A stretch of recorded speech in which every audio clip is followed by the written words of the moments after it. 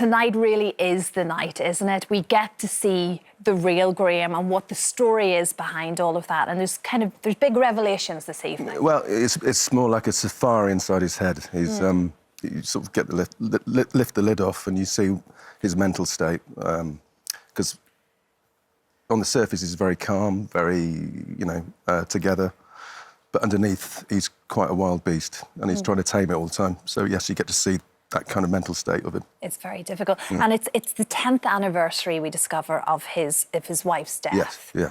And we see the link between you and, of course, what happens to the wife, which it's actually very, very dark and must have been fairly tough to film, to be honest. Well, yeah, it was quite disturbing, parts of it this evening. 2 weeks of being quite depressed and getting into that state to film it, and also just being drunk for that long was quite difficult. Pretending to be, at least. Pretending to be. I am professional. And also working with the green screen a lot, so we had to film things 3 or 4 times more than we would do normally just to get the effects. And so what did they do to try and make you look 10 years younger? That was part of it as well, supposedly.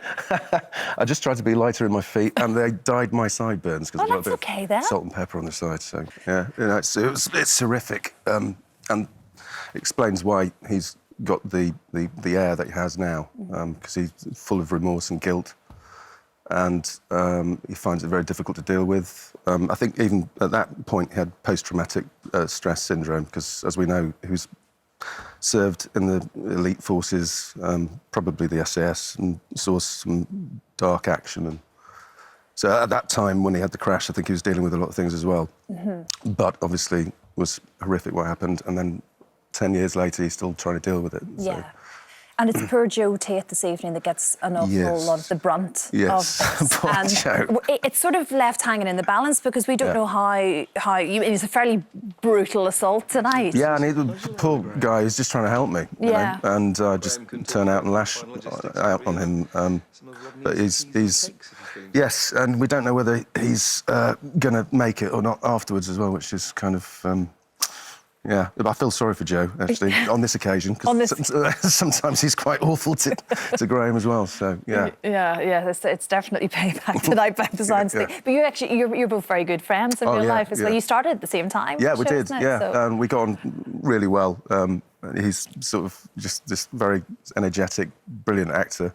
And I'm this kind of sort of old guy who's seen it all. No, you're not. So the dynamic is really good, yeah. Well, you say old, so how did it feel being nominated for Best Newcomer? Well, that was really odd.